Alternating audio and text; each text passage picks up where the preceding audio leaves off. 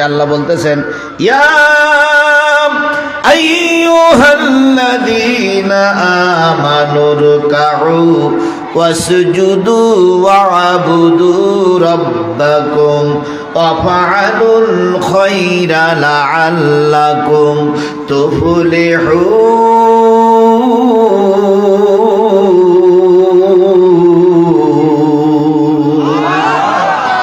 ওহে ঈমানদারেরা, আওয়ামী লীগ হও, বিএনপি হও, জামাত ইসলাম হও, জাতীয় পার্টি হও, হেফাজত হও, আর যাই হও না কেন, তোমাদের যদি ঈমান থাকে, ঈমান আনার পরেই যে কাজটা করবে সেটা হলো রুকু করার কাজ। ঈমানদার লোককে আল্লাহ পাক কি বললেন? রুকু করতে বললেন। বলুন তো রুকু করা মানে কি? নামাজ না।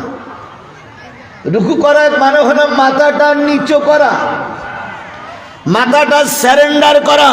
সেটা মানুষের কাছে হতে পারে, পীর সাহেবের কাছে হতে পারে, নেতা নেত্রীর কাছে হতে পারে। মাথা নিচু করার নাম হলো রুকু। মাথা নিচু করার নাম কি? রুকু। সেজদার রুকু একরকম, নেতার কাছে মাথার রুকু একরকম, পীরের কাছে রুকু একরকম, আর আল্লাহর কাছে রুকু একরকম। আল্লাহর কাছে যখন রুকু করবেন, হাদিসের ভাষা হলো মাথা, পিঠ আর পাছা এক হয়ে যাবে। তিনটে কি হবে? মাথা, পিঠ, পিছন, তিনটে কি হবে? যদি মাজায় ব্যথা অসুবিধা না হয়, তিনটে এক হবার নাম হলো রুকু। আল্লাহ পাক বললেন আমার কাছে মাথা নত করো, পৃথিবীতে আর কারোর কাছে মাথা নত করা যাবে না, কারণ তুমি আমার গোলাম। আমাকে বাদ দিয়ে অন্য কারোর কাছে মাথা নত করো, এটা আমি আল্লাহ চাই না। তাহলে রুকু হবে কার উদ্দেশ্যে? আরো জোরে বলেন কার উদ্দেশ্যে? এবার বলুন তো, আল্লাহ বাদ দিয়ে আমরা কারোর কাছে মাথা নত করি না? করি না? বুঝে শুনে বললেন করি কি করি না? আরেকটু জোরে বলেন মাথা নত মানুষের কাছে করি কি করি না? সাবেক প্রধানমন্ত্রী যিনি চলে গেছেন, এমপিদের কাছে খোঁজ দেন, উনি যদি কোন ঘরের ভিতরে বসে থাকতেন, প্রত্যেকটা এমপি যেয়ে আগে মাথা নত করে ওনাকে কুর্নিশ করা লাগতো। যে এমপি মাথা নত করে কুর্নিশ করেনি, ওই এমপিকে উনি চিনে রাখতেন, উনি ওই এমপির পদে আগামীতে নির্বাচন দিতেন না। তাহলে মাথা নত করতে হবে আল্লাহর দরবারে। ওই মাথা যদি কোনো নেতার দরবারে করা হয়, নেতাও মুশরিক, যে মাথা নত করলেও তিনিও মুশরিক। এবার বাংলাদেশের কিছু পীর নামক শয়তান আছে, এরা পীর নামের কি শয়তান। এরা সেজদা করায়, রুকু করায় মুরিদদের দিয়ে। অনেক মুরিদ যেয়ে পীরের কাছে যেয়ে রুকু করে পড়ে থাকে, পা চষে, আঙুল চষে, এগুলো পীর নামের।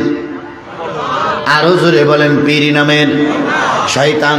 আমরা বলি মুজাদ্দেদ আল পেসানি, মুজাদ্দেদে জামান আল্লামা সাঈদীকেও বলা হয়। মুজাদ্দেদ মানে হলো সংস্কার। মুজাদ্দেদ কিন্তু প্রতি সপ্তাহে একজন করে আসে না, মুজাদ্দেদ প্রতি মাসে একজন করে আসে না, মুজাদ্দেদ প্রতি বছর একজন করে আসে না। মাঝে মাঝে আল্লাহ পাক মুজাদ্দেদ তৈরি করে দেয়। ভারতবর্ষের ছিলেন মুজাদ্দেদ আল পেসানি, আর আমার বাংলাদেশে আপনারা মানেন আর নাই মানেন, মুজাদ্দেদ ছিলেন মরহুম আল্লামা সাঈদী।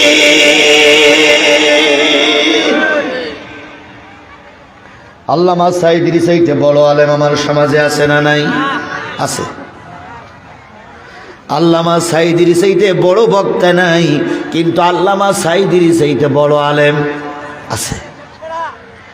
ইয়েস, বাংলাদেশের সেরা। হ্যাঁ ঠিক, আপনার সঙ্গে আমি একমত।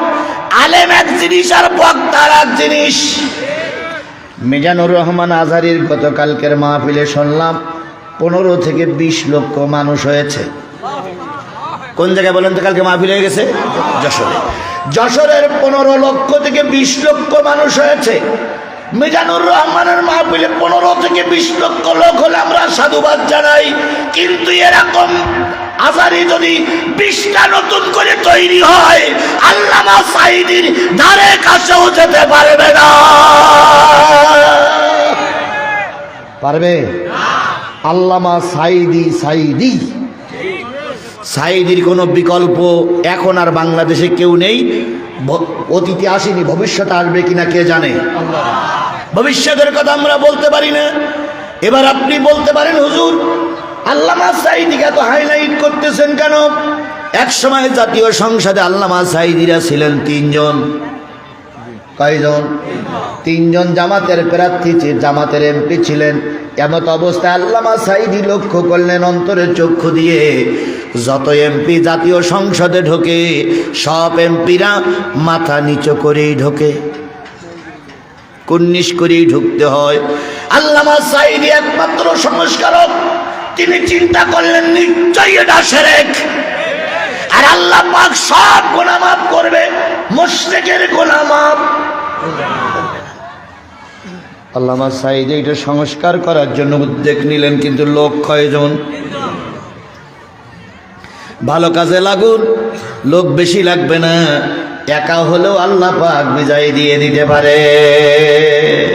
আল্লামা সাঈদী ফ্লোর নিলেন, দাঁড়াই বললেন, মাননীয় স্পিকার, আমরা মুসলমানদের দেশের মানুষ, আমরা মুসলিম। আল্লাহ বলেছে রুকু করো, সিজদা করো তার উদ্দেশ্যে, কিন্তু আমি অত্যন্ত হৃদয়ের সঙ্গে খেয়াল করতেছি, দুঃখের সঙ্গে খেয়াল করতেছি, যত সাংসদ ঢোকে সবাই মাথাটা নিচু করে ঢোকে। আল্লাহর কোরআন এবং রসুলের ভাষায় এটা শিরক। স্পিকার বললেন, মাওলানা সাহেব আপনি কি বলতে চাচ্ছেন? আল্লামা সাঈদী বললেন, ও স্পিকার সাহেব, আমি চাচ্ছি এই কুসংস্কার, এই শিরক আমার দেশে চলবে না। স্পিকার বললেন, আপনি লিখিত দেন। লিখিত দেওয়া হলো, ভোটাভোটে হলো, আলোচনা হলো, এক পর্যায়ে আল্লামা সাঈদীর কথাটা জাতীয় সংসদে পাশ হয়ে গেল। আরেকটু জোরে বলেন না সুবহানাল্লাহ। এই তিনজন এমপি একটা নিয়ম পাশ করলেন, সেই নিয়মটা আজও পর্যন্ত জাতীয় সংসদে চলছে। আল্লামা সাঈদীর কোন আমল যদি আল্লাহ কবুল না করে জাতীয় সংসদকে শিরক মুক্ত করে রেখে গেছে, এই আমলে আল্লাহর গোলামকে আল্লাহ মাফ করে দিতে পারে। বলুন তো এরকম ভালো কাজ কে একটা করেছে? প্রমাণ দেন। বাংলাদেশ স্বাধীন হয়েছে কত বছর হলো? 52 বছর স্বাধীন হয়েছে। 53 বছর স্বাধীন হলো। 53 বছরের ভিতরে বড় বড় আলেম বিদায় হয়ে গেছে, বড় বড় আলেম জন্ম নিয়েছিল, এখন বড় বড় আলেম আছে। কিন্তু আমার জানা মতে গোটা বাংলাদেশের সব মানুষের ভিতর থেকে 2 জন ব্যক্তি কাবায় ঢোকার অনুমতি পেয়েছিল। একজন ছিল শহীদ প্রেসিডেন্ট জিয়াউর রহমান, আর একজন ছিলেন আল্লামা দেলোয়ার হোসেন সাঈদী। আল্লামা সাঈদী যখন কাবার ভিতরে ঢুকলেন, তিনি 2 রাকাত নামাজের অনুমতি পেয়েছিলেন। 2 রাকাত নামাজে তিনি বলেছিলেন, নামাজ পড়তে এত ভালো লেগেছিল যে ভালো লাগাটা আর কারোর কাছে বলা যাবে না। উনি বলেছিলেন, আমি যদি 2 রাকাত নামাজ পড়তে গিয়ে কারোর হক নষ্ট না হতো, 2 রাকাত নামাজে 2 ঘন্টা সময় পার করে দিতাম। কিন্তু খেয়াল করলাম পিছনে কিছু লোক আমার জন্য দাঁড়াই আছে, আমি বেরিয়ে গেলে তারা ঢুকবে, কারণ কাবার ভিতরে জায়গা খুব বেশি নয়, 2-4 জন করে ঢোকা যায়, আবার তারা বেরিয়ে আসলে আর একজন ঢোকে, তাই তিনি তাড়াতাড়ি বেরিয়ে এসেছিলেন। ও আমার ভালো মানুষেরা, ও আমার বন্ধুরা, ও আমার দিনী ভাইয়েরা, আল্লামা সাঈদী ছাড়া এই মুশরিক মুক্ত, শিরক মুক্ত ভাই কি বলে জাতীয় সংসদ কেউ তৈরি করতে পারিনি। সেই সাঈদীরে আমরা হারালাম কি মামলা দিয়ে? কি মামলা দিয়ে? যুদ্ধাপরাধী মামলা শুধু নয়, তার বিরুদ্ধে মামলা দেওয়া হয়েছিল তিনি 60 বছরের বুড়ি থেকে শুরু করে 12 বছরের ছোট্ট ছোট্ট মেয়েদের পর্যন্ত ধর্ষণ করেছে। এত বড় একটা অপবাদ দিয়ে সংস্কারক আল্লামা সাঈদীর আমরা বিদায় দিয়ে দিলাম। এই জন্য সাঈদী এখন নাই, আজারি আমাদের দেশের মাথা উঁচু করে দাঁড়িয়েছে, কথা বলেন ঠিক না বেঠিক? সাইদির শূন্যতা আজারি পূর্ণ করার জন্য চেষ্টা করছে। আল্লাহ পাক আজারির ব্রেন, মেধা, যোগ্যতা, ক্ষমতা, ইসলামী জ্ঞান আরো বাড়িয়ে দিক, যাতে করে সাইদি সাহেবের জন্য কিছু শূন্যতা রয়ে গেছে, সাইদি সাহেব চলে গেলে ওই শূন্যতা যেন পূর্ণ হয়ে যায়। আজারি এসেছে, কয় লক্ষ লোক হয়েছে? শোনা যাচ্ছে 15 থেকে 20 লক্ষ লোক। আচ্ছা বলুন, আজারি 15 লক্ষ লোক নিয়ে সমাবেশ করলো, 20 লক্ষ লোক নিয়ে সমাবেশ করলো, যদি ওই জায়গায় আল্লামা সাইদি আসতেন?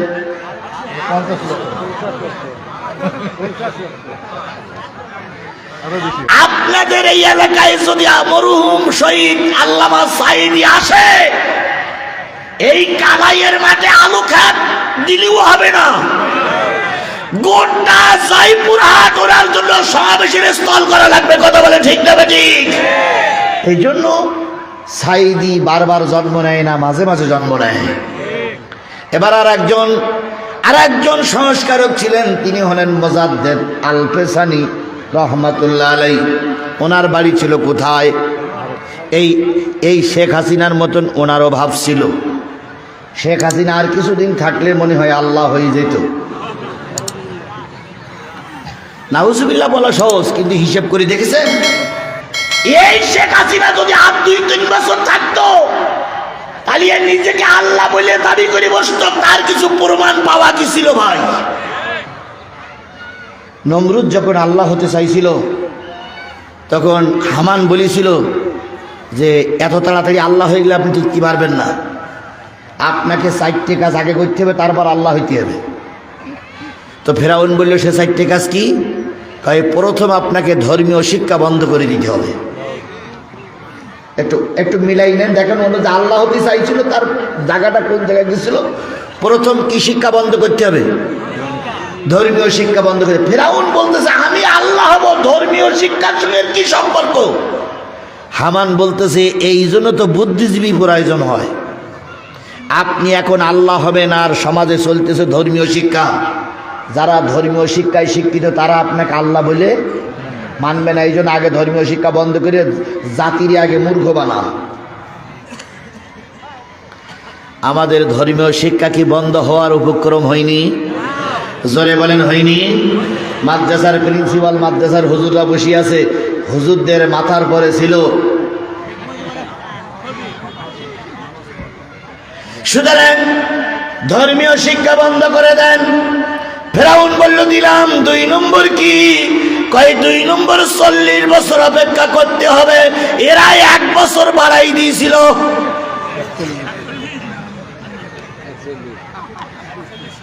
আবার যদি 40 বছর বলে তাহলে লোক বলে ফেরাউনের সুন্নত। এই জন্য এরা 31 সাল বাড়িয়ে কয় বছর দিল? 41 সাল। ফেরাউন বলল আমি আল্লাহ হব। 40 সালের সঙ্গে 40 বছরের সঙ্গে তোর কি সম্পর্ক?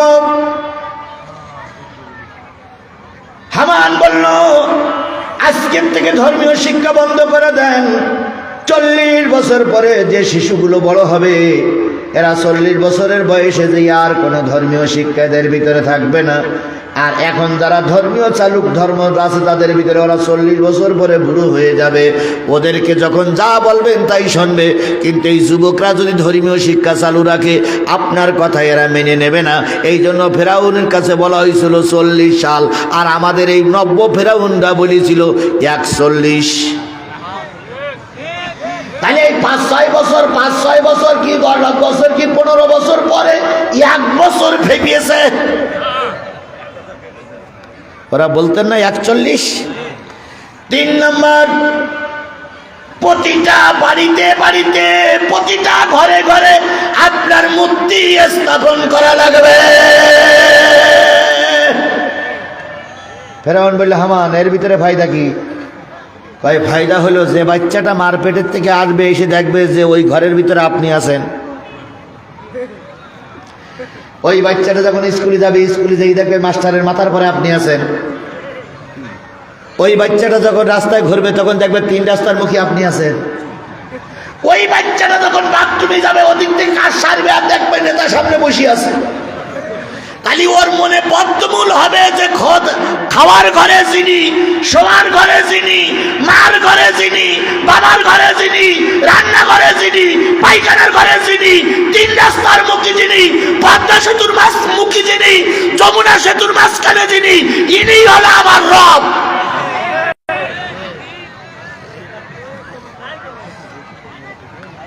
ফেরাউন বলল, এমনি কি তোর নাম টেকিও হামান? তোর আসলে মাথায় বুদ্ধি আছে। ফেরাউন ঘোষণা করলো, ধর্মীয় শিক্ষা বন্ধ করে দাও। চালু হয়ে গেল ধর্মীয় শিক্ষা।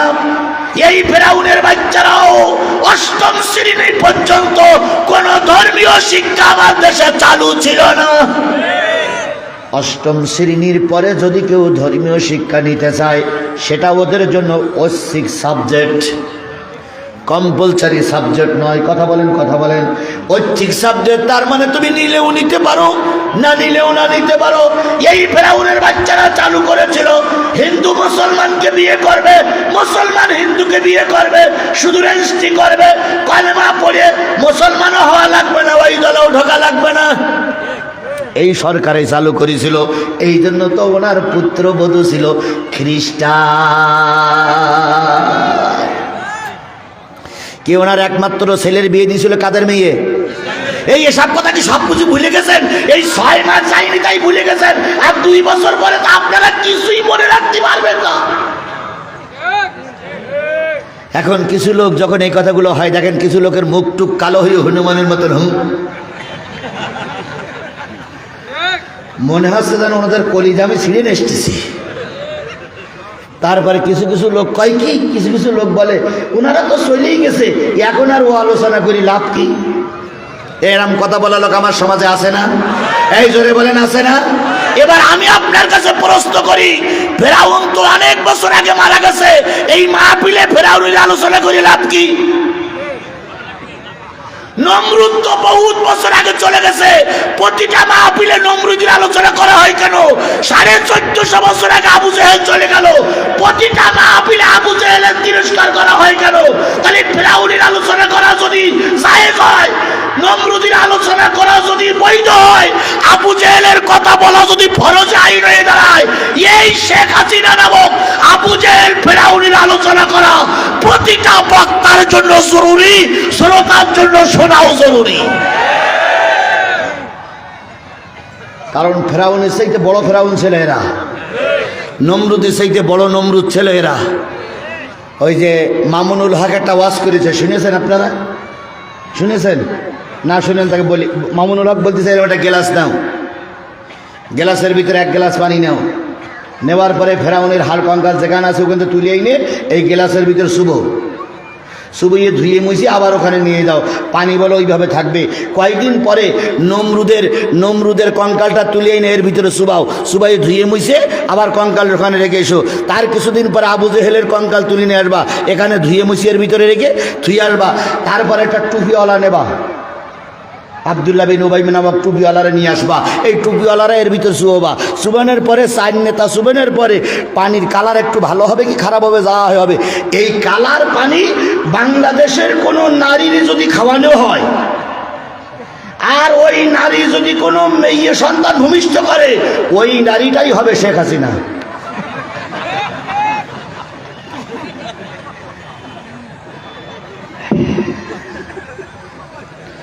এ কথা কিন্তু আমার না, কারো আজ।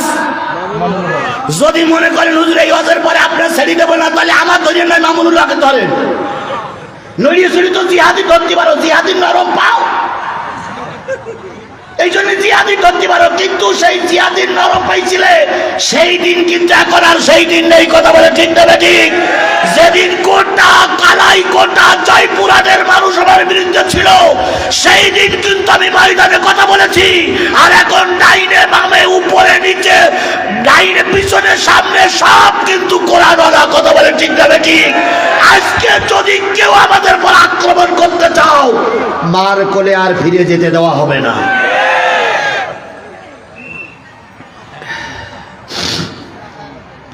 কথা ঠিক? তাহলে ফেরাউন খোদা হবে কয়টা জিনিস? তার ভিতরে 1 নম্বর ধর্মীয় শিক্ষা, 2 নম্বর কয় বছর? 40 বছর আর আমরা 41। 3 নাম্বার, প্রতিটা মোড়ে মোড়ে মূর্তি। দেখেন আমার পকেটেও মূর্তি। কইস এই দেখেন কি স্যার, দেখেন হুজুর, দেখেন দেখেন আমার পকেটেও মূর্তি। তাহলে প্রতিটা মোড়ে মোড়ে মূর্তি নির্মাণ করেছিল সর্বপ্রথম ফিরাউন। এই বাবা, এই সুন্নত ডাকাত, এই টুপি ডাকাত।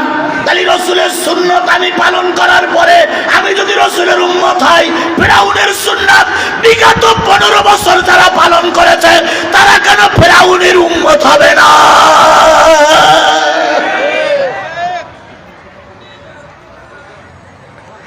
তাহলে গেল 3 নম্বর। এবার টেকো হামান বলল, ও খোদাবান, 40 বছর পরে দ্বিতীয়টা চতুর্থটা বলবো। 4 বছর, 40 বছর পার হয়ে গেল। 40 বছর পার হওয়ার পরে টেকো হামান বলতেছে, এবার প্রধানমন্ত্রী রাষ্ট্রপতি ফেরাউন বলতেছে চতুর্থটা কি? কয় চতুর্থটা হলো আপনার স্ত্রী যদি আপনাকে আল্লাহ বলে মানে, আমি আপনাকে আল্লাহ বলে মানব। কারণ ঘরের লোক যদি না মানে বাইরের লোক, ঘরের লোক যদি না মানে বাইরের লোক মানবে না। কথা বলেন ঠিক না বেঠিক? ওই জায়গায় ফেরাউন কি খেলো? ঠিক আমাদের এই সাবেক ফেরাউনের বাচ্চা সব জায়গা ঠিক করলো, কিন্তু নিজের নিয়োগ প্রাপ্ত ওয়াকারুজ্জামানের কাছেই ধরা খেয়েছে। এই বাবা, মেলে মেলে মেলে মেলে দেখো তো জায়গাকে বল হয়েছে না? ওই এই ওয়াকারুজ্জামানকে নিয়োগ দিয়েছিলেন এই হযরত শেখ হাসিনা। কি কি বলেন বলেন বলেন, এখানে নিয়োগ দিয়েছিল এই না? আবার সেই যখন বেঁকে দাঁড়ানো তখন পথ ছাড়তে বাধ্য হলো। ভাই, মসজিদে জন্য একটু কালেকশন করতে চাইলাম। আমার ভাই বললেন যে শেষের দিক যদি লোক না থাকে তাহলে মসজিদ ক্ষতিগ্রস্ত হলে আপনারা দায়ী।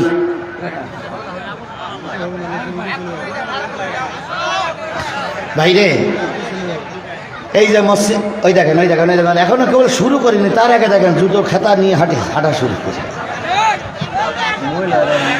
হ্যাঁ, মহিলাদেরকে সবাইকে বলি, বন্ধুগণ, আমি আপনাদের কাছে কয়টা পর্যন্ত ওয়াজ করব বলেছি? এখন কয়টা বাজে? 42, ধরেন 45, আর আধা ঘন্টা সময়। আধা ঘন্টার সময় এই যে 2-3 জন লোক উঠলেন, এনারা কিন্তু আসলে হাত তুলে ওরা তুলিনি। হ্যাঁ, আপনার আগে আছেন। বাবা বসেন, বাবা বসেন। অন্তত শোনেন, আমি বলি, অন্তত মসজিদের কালেকশন করা পর্যন্ত, হাত তোলার পরে চলে যাচ্ছেন, মুনাফেক হবেন আপনি, আমি নয়। তবে আমার একটু দাবি হলো, মসজিদের কালেকশন না হওয়া পর্যন্ত কোন লোকের যদি পেশাবও লাগে, পায়খানা লাগে, এই 5টা মিনিট বসতে হবে। এরপরে আমি আবার যখন আলোচনা শুরু করব, আপনার যদি মনে চায় আপনি থাকবেন, না চাইলে আপনি চলে যাবেন। কিন্তু যতক্ষণ মসজিদের জন্য কালেকশন চলবে 5টা মিনিট, এই 5টা মিনিট প্রয়োজনের অপ্রয়োজন যে কোনো অবস্থায় ওঠা যাবে না। আমাদের একটা খাসলাত আছে, সেটা হচ্ছে টাকা চাইলে মানুষ চলে যায়, টাকা না দেয়, কিন্তু বসে থাকলেও তো আর 5টা লোক দিতে পারে। আচ্ছা বলুন তো, এই মসজিদের জন্য কালেকশন করা হচ্ছে, মসজিদের জন্য চাওয়া হচ্ছে, যদি এইটা চালু না রাখতে পারি, যদি এইটা টাকা নিবন্ধের হাতে তুলে দিতে না পারি, আগামী বছর এখানে যদি যাত্রা হয়, তার জন্য আমরা দায়ী নয়? এই মুসলমান কথা বলেন, তার জন্য আমরা দায়ী নয়? এই জন্য আমি আপনাদের কাছে দাবি করছি, যেহেতু লোক সংখ্যা দিনের বেলায় কম, এই জন্য 50টা করে টাকা আপনাদের একটু দিতে হবে। সবাই পকেটে হাত দেন, তো আমিও হাত দিচ্ছি, আপনারাও হাত দেন, সবাই হাত দেন, আমিও হাত দিচ্ছি, সবাই হাত দেন, জি সবাই হাত দেন, আমিও হাত দিচ্ছি। জি, ছেলেবেলে ব্যাগ নিয়ে ভিতরে গেছে, আপনারা দয়া করে একটু টাকা দিবেন। ভাই দেন, পকেটে হাত দেন, দেন। মাশাল্লাহ মাশাল্লাহ, 500 টাকা, আল্লাহ কবুল করুক। জি জি ভাই, জি ভাই, জি 50, জি আল্লাহ কবুল করুক। দেন, প্রিন্সিপাল হুজুর দেন, সবাই দেন, আমরা না দিলে দেবে কে? আমিও দিছি, আমি এর ভিতরে ঢুকাই দিছি, আল্লাহ কবুল। ভাই আবারও বলেছি,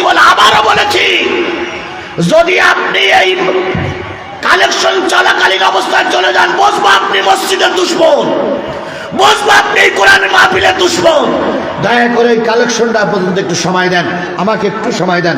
আল্লাহ আপনাকে কবুল করুক। জি জি, আল্লাহ কবুল করুক, আল্লাহ কবুল করুক। ভাই উঠবেন না, দয়া করে। জি, 5,000, 10,000, 20,000, 50,000, 1 লাখ, 2 লাখ, এরা হলো মমিনুর রহমান, 2 মণ আলু, মাশাআল্লাহ। এদিকে আলু বেশি, 2 মণ আলু, আল্লাহ কবুল করুক।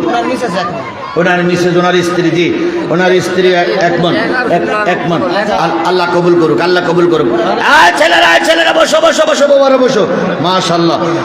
বাপ্পি এক বস্তা সিমেন্ট দান করলো, বাপ্পি 1 বস্তা সিমেন্ট। আল্লাহ বাপ্পিরে কবুল করুক, আল্লাহ বাপ্পিরে কবুল করুক, সবাইকে দেওয়ার তৌফিক দান করুক। দিয়ে ধন বুঝে মন কেড়ে নিতে কতক্ষণ, কর্মা খাও, পোলাও খাও, হজম হয়ে যাবে। আল্লাহর ঘরে দান। ভাই আপনারা বসুন, বসুন।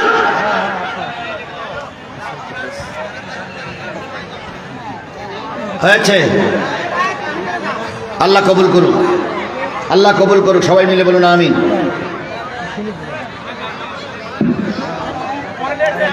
একটু জিকির করেন সুবহানাল্লাহ আলহামদুলিল্লাহ লা ইলাহা, সুবহানাল্লাহ আলহামদুলিল্লাহ লা ইলাহা, সুবহানাল্লাহ আলহামদুলিল্লাহ লা ইলাহা। মহিলা, জি মা বোনদের কাছে ব্যাগ চলে গেছে, কোনো মা বোন মাহরুম করবেন না। 1 বস্তা সিমেন্ট, ওনার 1 বস্তা সিমেন্ট দেখেন, মাশাআল্লাহ। সুবহানাল্লাহ আলহামদুলিল্লাহ লা ইলাহা, লা ইলাহা ইল্লাল্লাহ মুহাম্মাদুর রাসূলুল্লাহ। জোরে একটা তাকবীর হবে। পুনটের ইব্রাহিম সাহেব 1000 টাকা, আল্লাহ কবুল করুক। জোরে একটা তাকবীর, নারায়ে তাকবীর, লিল্লাহি তাকবীর। আল কোরআনের আলো, তোমার নেতা আমার নেতা, দুনিয়ার মুসলিম, লিল্লাহি তাকবীর। ও ভাই, এবার আমি আপনাদেরকে বলি, কোরআনের মাহফিলটা আপনারা ভেঙে দিবেন, ভেঙে দিবেন।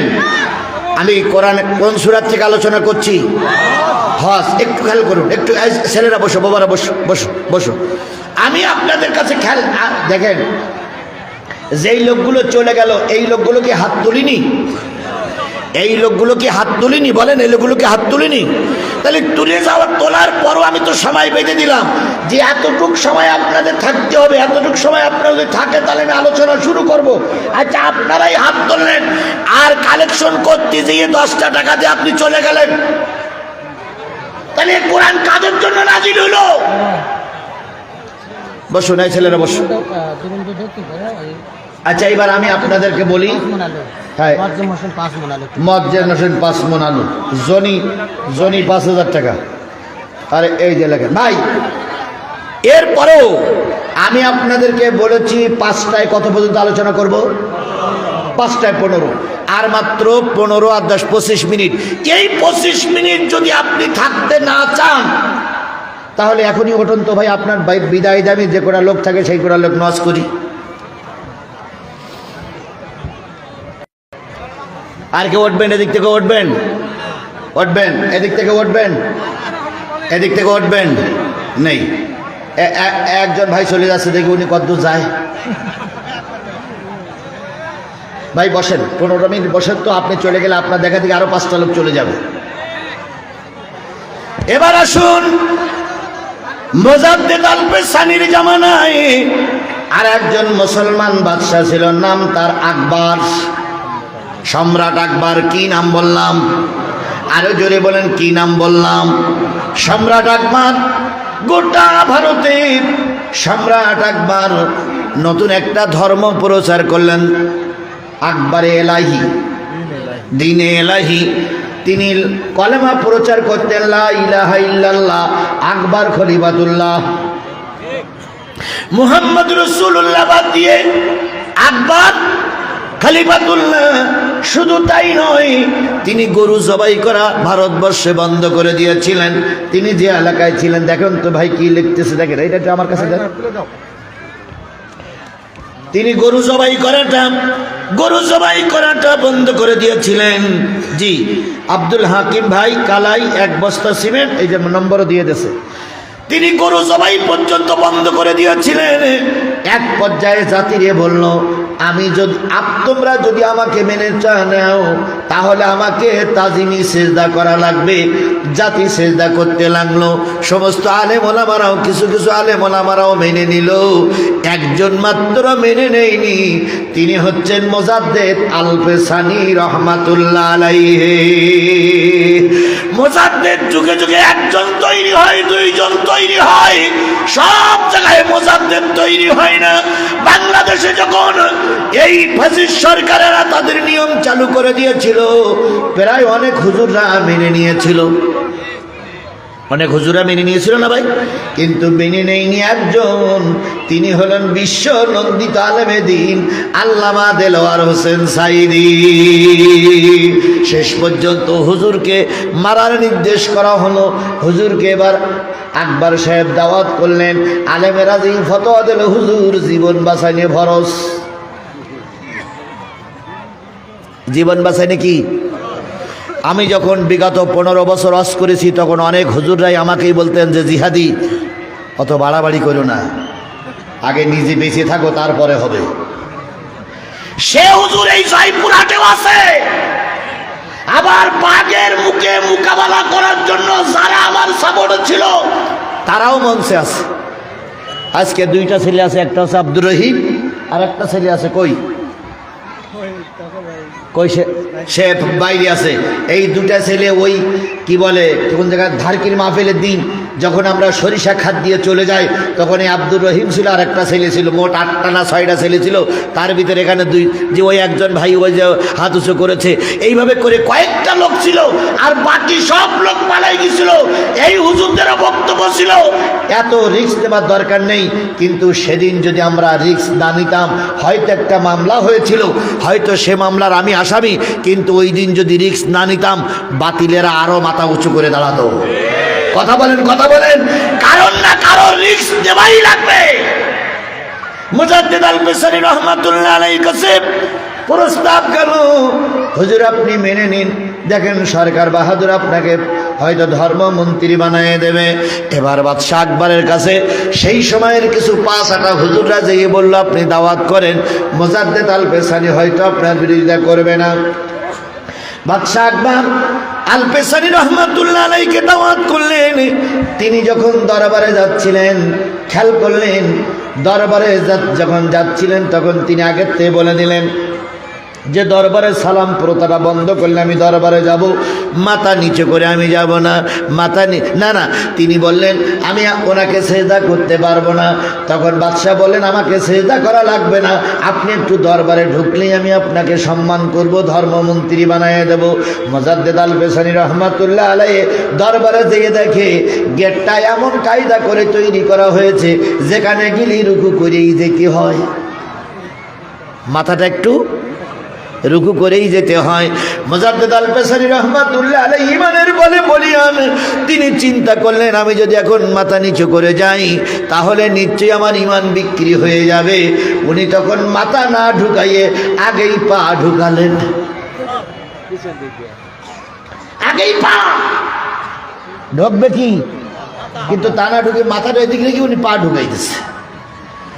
ওই হিংস্র আকবর, ওই হিংসুটি আকবর, ওই মুসলিম জাতির কলঙ্কিত আকবর ওইটা দেখলেন, দেখে চিন্তা করলেন হাইরে সর্বনাশ, একটুখানি ছোট হুজুরি সাহস দেখো। ছোট হুজুর আগে মাথা না ঢুকাই পা ঢুকাই দিল। বাদশাহ আকবরে খেপে গেল, হুজুরের সঙ্গে ধমকাধমকি শুরু করলো। এক পর্যায়ে বলে দিল হুজুরকে দেশ থেকে বের করে দাও, আর হুজুরের যে জায়গায় তার ঝুপড়িটা আছে, যে জায়গায় তার আস্তানাটা আছে, এই আস্তানাটা ভেঙে মাটির সঙ্গে মিশিয়ে দাও। এবার মুজাদ্দেদ আল পেসানি রহমাতুল্লাহ আলাইহি যাওয়ার সময় বললেন, ও বাদশাহ আপনার দরবারটা টেকবে কিনা তাই চিন্তা করুন, পরের ঝুপড়ি ভাঙতে যাবেন না।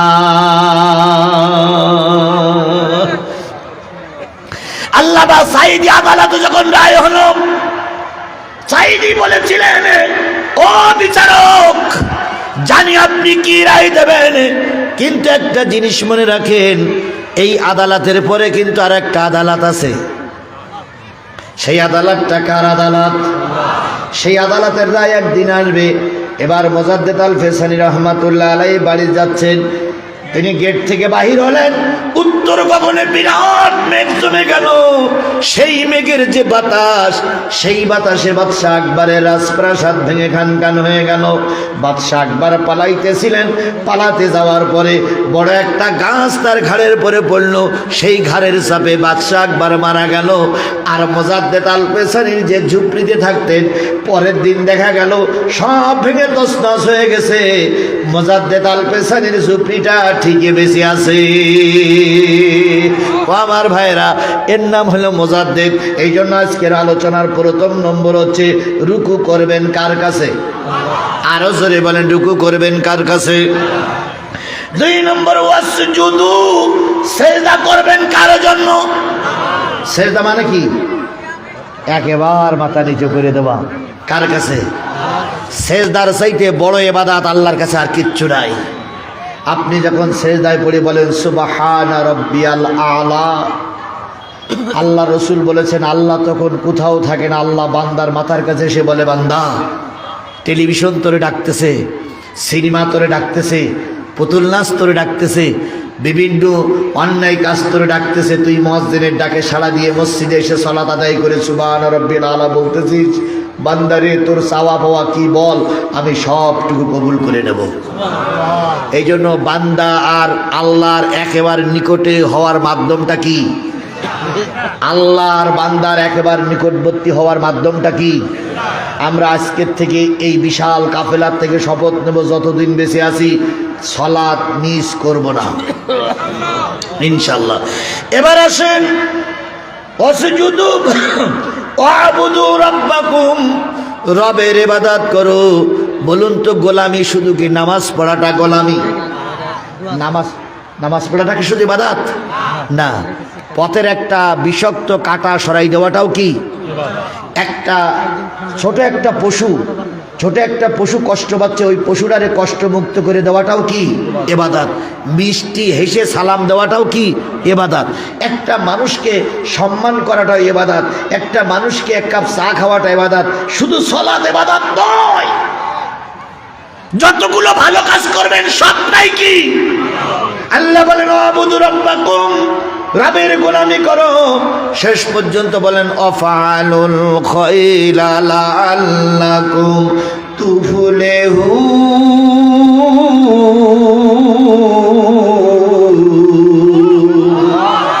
ভালো ভালো কাজ করো, তাহলে তোমরা সফলতা অর্জন করবে। এবার বলুন তো, নামাজ পড়া, সালাত আদায় করা কি কাজ? 2 মাস পরে 1.5 মাস পরে রোজা আসতেছে, রোজা রাখা কি কাজ? ভালো কাজ। পয়সা বেশি হলে হজ করতে হবে, সেটা কি কাজ? ভালো কাজ। মিষ্টি মুখে সালাম দিতে হবে, সেটাও কি কাজ? এবার বলুন তো, ভালো কাজ এছাড়া আরো কি ভালো কাজ আছে? ভোট দেওয়াটা নিশ্চয়ই খারাপ কাজ। ভালো কাজ তো, এটা ঠিক তো। কাকে দেবেন?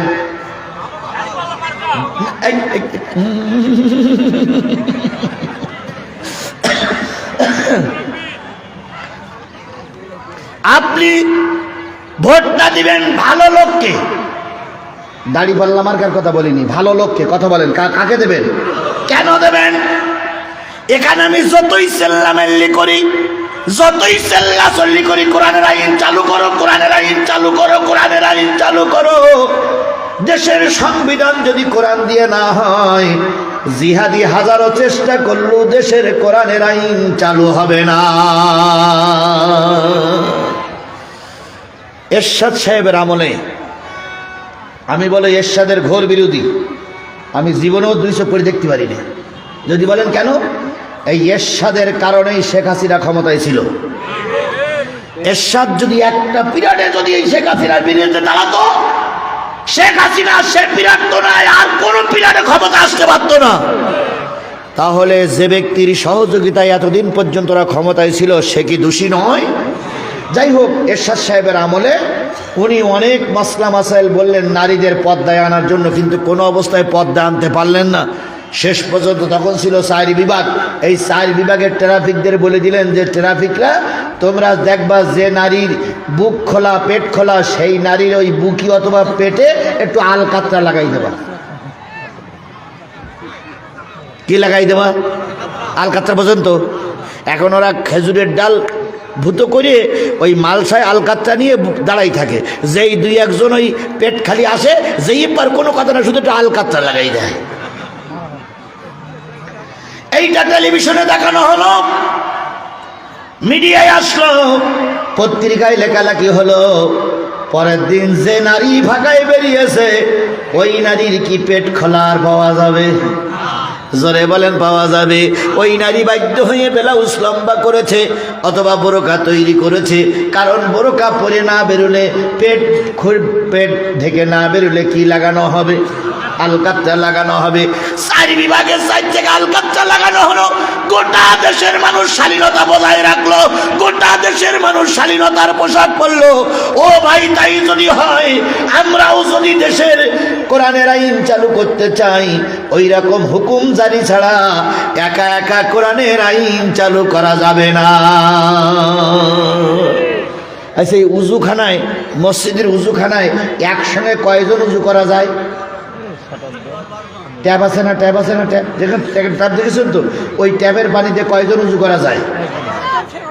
ধরেন 10 জন একসঙ্গে উজু করা যায়। এই 10 জনের পানিটা আসে কোথার থেকে? উপরে থেকে ট্যাঙ্কি, ওই ট্যাঙ্কি থেকে আসে না? এখন ট্যাঙ্কিতে 1 ফোঁটাও পানি নাই। যতই মোড়ামুড়ি করেন 1 ফোঁটাও পানি বেরোবে? এইবার ট্যাঙ্কি দিয়ে আসে গন্ধ পানি,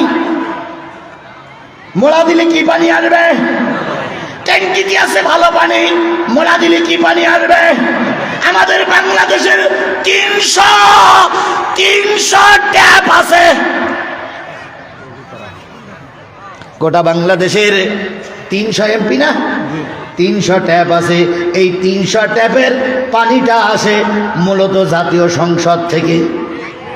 ওই জাতীয় সংসদে যদি গন্ধ পানি থাকে, 300 এমপির মুখ দিয়ে গন্ধ কথাই বাইর হবে। কি কথা বোঝেন নাই? বোঝেন নাই? এরপরও বলে হুজুর কি বললো তা বুঝলাম না। তাহলে যদি ওই ট্যাঙ্কি ভালো থাকে, পানি ভালো আসবে না খারাপ আসবে? ট্যাঙ্কির ভিতরে যদি মরা গরু পরি থাকে, দুর্গন্ধ পানি আসবে। বাংলাদেশের ট্যাঙ্কির নাম হলো জাতীয় সংসদ। কথা বলেন ঠিক না বেঠিক? ওইখানে যদি আমরা 300 ভালো এমপি প্রেরণ করতে পারি, আগামীতে ওই 300 এমপির দ্বারা দেশের অশান্তি দূর হয়ে যাবে। এই জন্য আগের হুজুর বলতেছিলেন, আমিও হুজুরের সঙ্গে সুর মিলাই বলতেছি, আগামী সংসদে যদি আমরা ভালো লোককে পাঠাতে পারি, এ দেশ সোনার দেশ হয়ে যাবে। তাহলে অফআলুল খায়রা লাআল্লাকুম, ভালো কাজ করো। এবার আসুন তো, বিয়ে করাটা ভালো কাজ না খারাপ কাজ? বুঝে শুনিয়ে বললেন, বিয়ে করলে কি হয়? নিজের চরিত্র ভালো থাকে, প্রজন্ম বৃদ্ধি পায়। কথা বলেন ঠিক না ঠিক? চরিত্র ভালো করার জন্য নারী আর পুরুষের বিয়ে করা দরকার। তাহলে বিয়ে করলেও বাচ্চা হয়, আবার বিয়ে না করলেও। লজ্জা পাইলেন? বিয়ে না করলে বাচ্চা হচ্ছে না? কথা বলেন, বিয়ে না করলে বাচ্চা হচ্ছে না? কত লোকের বিয়ে না করলে বাচ্চা হয়? এবার বলুন তো, বিয়ে করার পরে ছেলে যদি হয়, ছেলের পার্সপত্র যা হয়, বিয়ে না করলেও যদি ছেলে হয়, ওরও পার্সপত্র কি তাই হয়? তাই হয়। ইয়াও যা ও তাই, মেয়ে হলি যা হবে, ছেলেও হলি তাই হবে। মাঝখানে বিয়ের আগে হইছে বলে ওটা অবৈধ, আর এটা বিয়ের পরে হইছে বলে এটাই হয় কি? আরো জোরে বলেন, এটা হয় কি? বৈধ। আমার বন্ধুগণ, কবে নির্বাচন হবে তা আমি জানি না। নির্বাচনের মাধ্যমে যে নেতারা ক্ষমতায় আসে, এই নেতারা হয় বৈধ। আর নির্বাচন ছাড়া যে নেতারা ক্ষমতায় আসে, ওই বিয়ের আগে মা হইলে যেমন অবৈধ হয়, নির্বাচন ছাড়া যারা ক্ষমতায় আসে ওরাই হয় ওই বিয়ের আগে মা হওয়ার মতন অবৈধ।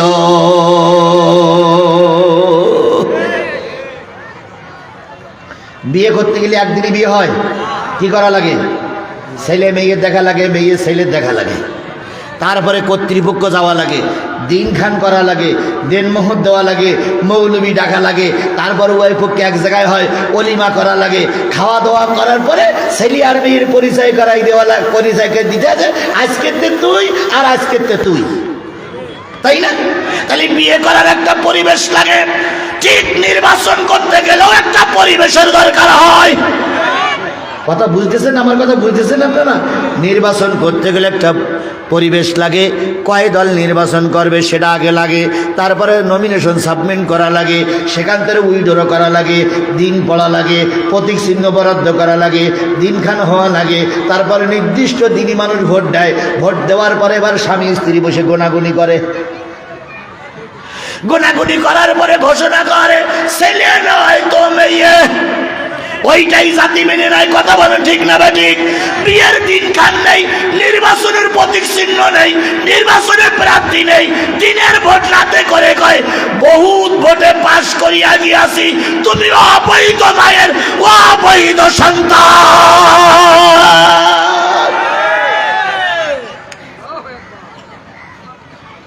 অবৈধ মায়ের অবৈধ সন্তানদের কি দেশের বিচারপতি হলির জনগণ মেনে নেবে? তাদের বিচারও কেউ মেনে নেবে না। মসজিদ ইমামতি করতে গেছে, কমিটির সভাপতি জিজ্ঞেস করছে, হুজুর আপনার আব্বার নাম কি? তো হুজুর বলছে, আমার যেদিন জন্ম হয়েছিল আমার আব্বা ছিল না। তোমার আব্বা কেন? আব্বার নাম মাও বলতে পারে না, আমিও বলতে পারি না। বলেন তো ওই হুজুর যত বড় পাগড়িওয়ালা হোক, হাদিস করার পরে বলুন তো ওই হুজুর যত বড় পাগড়িওয়ালা হোক, যদি শোনেন যে এই হুজুরের বাপের ঠিক নেই, ওর ইমামতি করতে দেবেন? জোরে বলেন দেবেন? এই কথা বলেন দেবেন? তাহলে যে জনগণ ভোট দিয়ে আপনাদের পাস করায়নি, যে জনগণ ভোট কেন্দ্রে যায়নি, আমরা আপনাদের সাপোর্ট করিনি, আপনারা কি করে এমপি হলেন আর কি করে আল্লামা সাঈদীর রায় কার্যকর করলেন? একদিন না একদিন জাতি আপনাদের কাছে কৈফিয়ত নেবেই নেবেই নেবেই। আল্লাহু আকবার। বন্ধুগণ, আপনারা কি কৈফিয়ত নেওয়ার পক্ষে? সাঈদীর রক্তের প্রতিশোধকে আপনারা নিতে চান? সাঈদীর রক্তের বদলাকে আপনারা নিতে চান? তাহলে এখন মাহফিল করে যে কটা আওয়ামী লীগ পাবেন সেই কটার পিঠে ঠ্যাংগুড়ো করে ফেলবেন না। আমরা ইনশাল্লাহ কোরআনের রাজ কায়েম করে কোরআনওয়ালাদের দ্বারা ওই জাতীয় সংসদে আইন তৈরি করে, আইনের মাধ্যমে, বিচারের মাধ্যমে যারা আল্লামা সাঈদীর মৃত্যুর জন্য দায়ী, যারা বিচার করে রায় দিয়েছিল যারা দায়ী, প্রত্যেকটার বিচারের মাধ্যমে এই বাংলায় রায় কার্যকর করব। যতদিন পর্যন্ত আল্লামা সাঈদীর রক্তের বদলা না নেব, ততদিন পর্যন্ত আল্লাহ যেন আমাদের মৃত্যু না দেয়। কারা কারা রাজি আছে? দুই হাত উঁচু করে আল্লাহরে দেখা।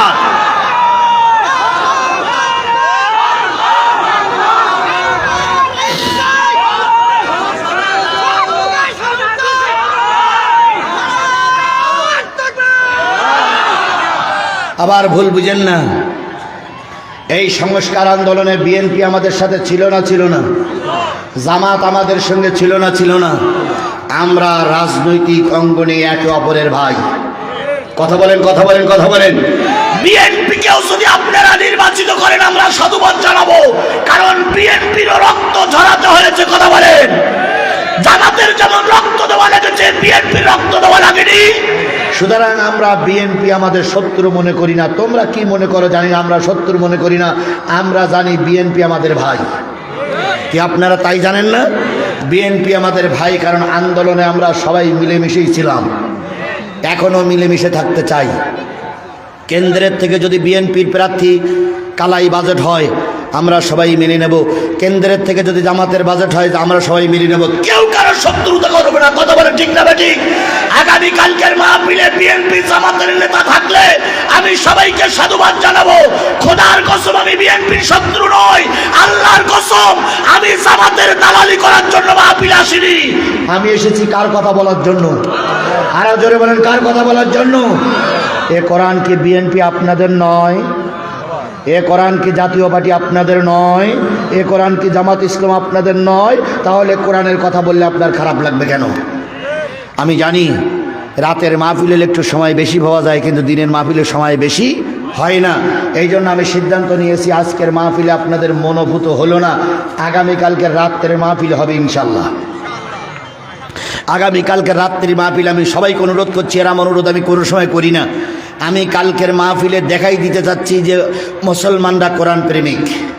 এই জন্য সকলের কাছে পায়ে ধরে অনুরোধ করছি, করজোড়ে অনুরোধ করছি, আগামীকালকের মাহফিলে কেউ মাহরুম করবেন না। মাহফিলটা হচ্ছে সরাইল। সরাইল চেনেন আপনারা? পূর্ব সরাইল দারুস সালাম ওয়াহেদ হাফিজিয়া মাদ্রাসা। আমি আগামীকাল আপনাদের কাছে অনুরোধ করব, কেউ যেন মাহরুম না হই। নারী বোনদেরকে বলবো আগামীকালকের মাহফিলে দলে দলে যোগ দিবেন। পুরুষ ভাইদেরকে বলবো যারা আসছেন তারাও দাওয়াতি কাজ করবেন, সবাই কালকের মাহফিলে যোগ দেবেন। সবাই যোগ দেবেন তো ইনশাল্লাহ? আগামীকালকের মাহফিলে সবাই যাবেন তো ইনশাল্লাহ? আল্লাহ আমাদের কবুল করুক। ওমা তৌফিক ইল্লা বিল্লাহ।